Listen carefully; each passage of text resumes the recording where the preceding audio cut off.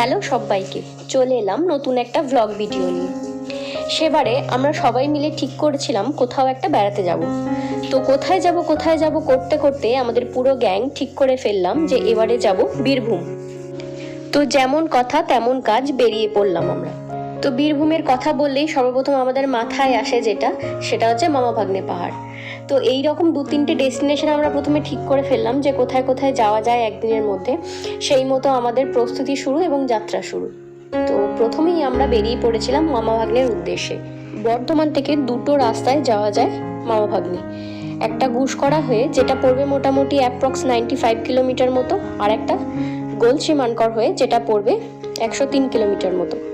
তো দুটো রাস্তায় গিয়ে মিশছে ইলাম বাজারে। তো আমরা সেই মতো বেরিয়ে পড়েছিলাম ভোর এবং পৌঁছে গিয়েছিলাম। তো এটা হচ্ছে বীরভূম জেলার একমাত্র পাহাড় বলা চলে, যেটা দুবরাজপুরে অবস্থিত। এখানে গেলেই তুমি প্রথমে দুটো মন্দির দেখতে পাবে, একটা পাহাড়েশ্বর শ্মশানকালী মন্দির আর একটা তিলেশ্বর মন্দির। তো এই ত্রিলেশ্বর নাম হওয়ার পিছনে একটা কারণ আছে, যে শিলাখণ্ডটা এখানে পূজিত হয় সেটা নাকি প্রতিদিন তিল তিল করে বাড়তে থাকে, তাই এর নাম ত্রিলেশ্বর। আর যে দুটো পাথর নিয়ে তৈরি হয়েছে মামা ভাগ্নে, সেই দুটোর উচ্চতা খুব একটা বেশি নয়, আনুমানিক একটার 15 ফুট আর একটা 13 ফুট। আর মামা ভাগ্নের চারপাশে রয়েছে ছোট ছোট জঙ্গল। আমরা ওখানে পৌঁছে গিয়ে কিছু ছবি তুলতে শুরু করেছিলাম। এত রোদ ছিল যে আমাদের তাকানো ছবি তোলার জন্য খুব কষ্টকর হয়ে যাচ্ছিল। আর একজন তো পাহাড়ের উপরে গিয়ে রোদের মধ্যে শুয়েই পড়েছিল, এবং হঠাৎ করেই ওনার চোখের দূরবীক্ষণ যন্ত্র দিয়ে উনি দেখতে পান যে আমাদের দুজনের নাম একটা দূরে পাথর খণ্ডে লেখা আছে। তো সেই মতো আমরা ছবি তুলে নিই, আর আরও কিছু ছবি আমরা তুলি, তোমাদের সাথে শেয়ার করলাম সেগুলো। হ্যাঁ, আমাদের এখানে যাওয়ার পিছনে আরও একটা প্ল্যান ছিল, যেটা হচ্ছে ওনার বার্থডে সেলিব্রেশন। তো একদম পাহাড়ের ওপরে দেখতে পাচ্ছ, একদম পাহাড়ের ওপরে সবাই মিলে দাঁড়িয়ে আমরা ওর বার্থডে সেলিব্রেট করেছিলাম, কেক কাটিং করেছিলাম।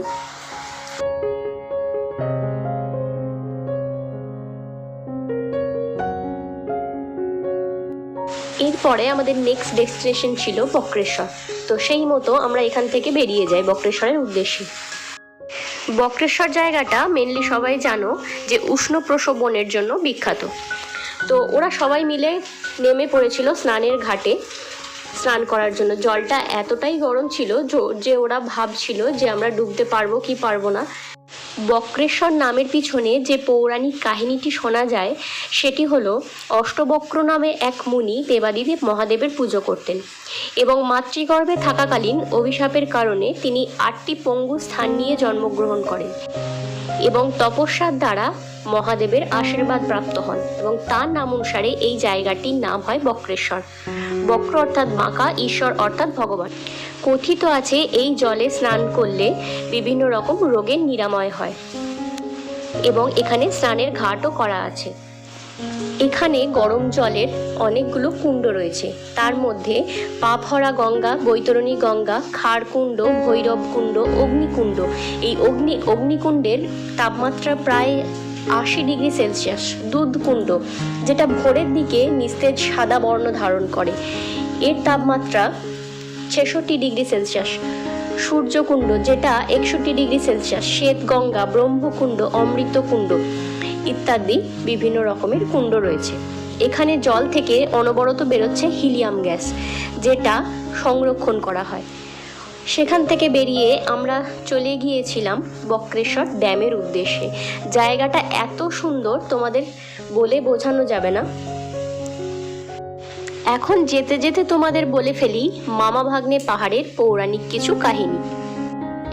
যেহেতু এই মামা ভাগ্নে পাহাড়ের আশেপাশে কোনো বড় পাহাড় নেই, তাই এই মামা ভাগ্নে পাহাড় তৈরির পিছনে কিছু পৌরাণিক কাহিনী শোনা যায়। তার মধ্যে একটা, যখন রাম সীতাকে লঙ্কা থেকে উদ্ধার করতে যায়, তখন হিমালয় থেকে যখন পাথর আনা হয় সেতু বন্ধের জন্য, সেই পাথর পড়ে নাকি মামা ভাগ্নে পাহাড়ে তৈরি হয়েছে। আবার আরেকদিকে শোনা যায় দেবাদিদেব মহাদেব বিশ্বকর্মাকে এক রাতের মধ্যে দ্বিতীয় কাশী নির্মাণ করার আদেশ দেন, এবং তখনই পাথর পড়ে তৈরি হয় এই মামা ভাগ্নে পাহাড়। ড্যামে পৌঁছে চারিদিকটা ভালো করে ঘুরে দেখে প্রাকৃতিক সৌন্দর্য উপভোগ করে ওরা পাথর নিয়ে খেলা শুরু করে সেই ছোট্টবেলাকার মতো। দেখো কিছু কিছু ভিডিও ক্লিপ, সরু সরু পাথর খুঁজে খুঁজে কার পাথর কত দূর যেতে পারে সেই সব কম্পিটিশন ওরা শুরু করেছিল সেখানে গিয়ে।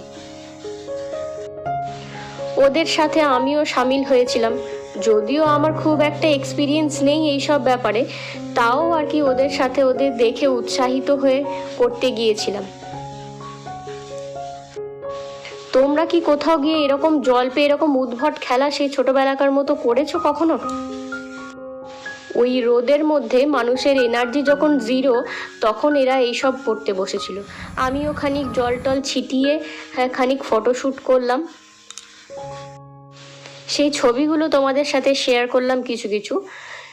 ও আবার কি করলো, জলেতে ছিল এই শালুক ফুল, সেই সব তুলে নিয়ে খানিক ফটোশ্যুট করলো।